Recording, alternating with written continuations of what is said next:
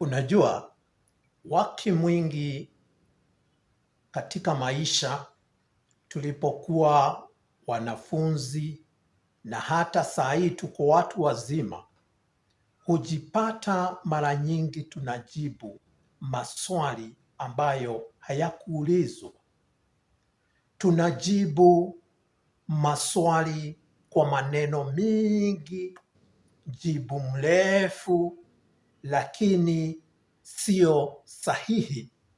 Tunajibu visivyo.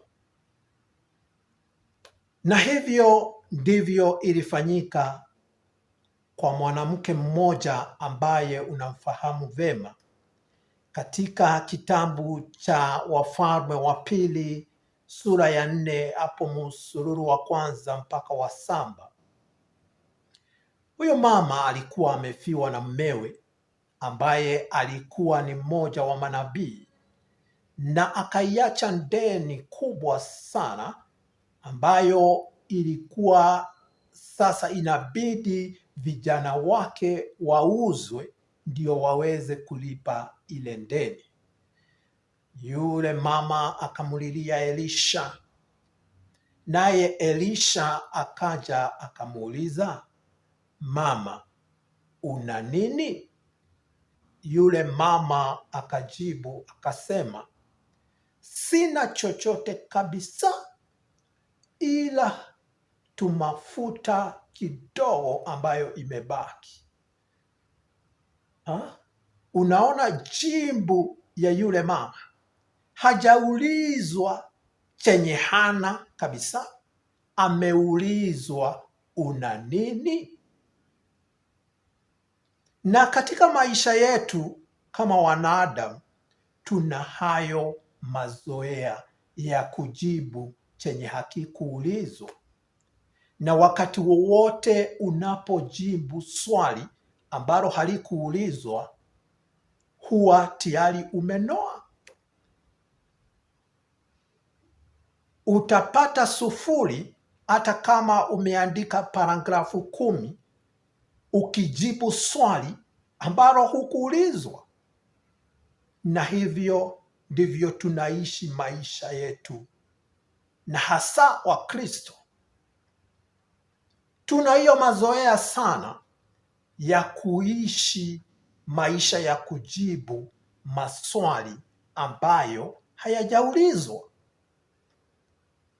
Lakini Elisha alimwambia, alright, sina haja na hiyo jibu ambayo umetangulia nayo, that I have totally nothing. Hiyo sina haja nayo. Yenye niko na haja nayo ni hii umesema, except a little oil. Wengi wetu tuko hapo pia, tunasema we totally have nothing except. Nami leo hii ninao ujumbe wako ya kwamba Mungu anafahamika vema kwa kutumia except. Mungu hana haja na hiyo ingine, hana haja na ile nyingi ambayo iko, ako na haja na the except. Huenda amekuwa akikuuliza kwa muda, una nini?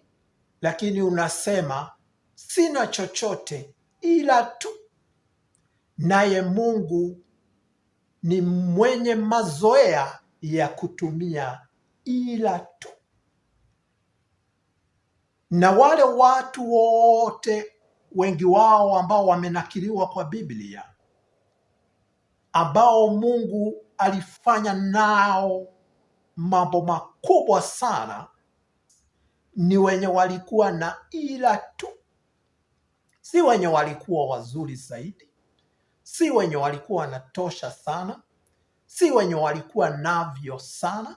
Rahasha, ni wenye walikuwa hawana ila tu. Na sasa hii ila tu Sijui kwa nini tunaichukulianga kama si kitu hiyo, lakini hiyo tu ndio Mungu anataka, kwani Mungu anataka mbegu ndio aizalishe iwe mingi, iwe kitu kubwa. Kwani Mungu, kama kuna jambo moja ambayo anajulikana nayo tangu alipoumba hii dunia, ni kuzalisha, ni kuzifanya zilizo ndogo kuwa kubwa. Hata wewe ambao unanisikiza leo hii, kuna wakati ulikuwa a minute, kitu ambacho hungekiona kwa macho. Sasa angalia venye unatoshana. Vitu mingi hii dunia huanza vikiwa vidogo, ndio vinakuwa vikubwa kwa muda. Lakini tuna hiyo hulka ya kuwa tunataka sana kuanzia ikiwa mingi tayari, na hivyo ni kama tunataka kumnyang'anya Mungu kazi yake, kwani kazi ya Mungu hii dunia ni kuzifanya zile ndogo kuwa kubwa, ni kuzibadilisha zilizo duni, anazifanya za maana, zilizo chache anazindiza zinakuwa nyingi. Na hivyo wacha kutaka kuchukua kazi ya Mungu. Tumia hicho ambacho uko nacho, kwani hicho kikiwa kidogo ndicho humvutia Mungu, ndio aje afanye miujiza yake. Mungu hupenda sana afanyapo miujiza, na hasa ya kumultiply na kufanya vitu viwe vingi na kuvifanya viwe vikubwa. Tubadilishe mtazamo wetu, tuache kuona a glass half empty, tuanze kuona a glass full empty. Tuache kuona chenye hakiko, tuanze kuona chenye kiko.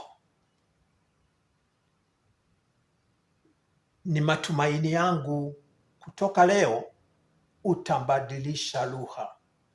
Utaacha kusema huna chochote ila tu, bali utachukulia hii ila tu, na utakuwa ukiiangazia na kuiongelelea hiyo ila tu.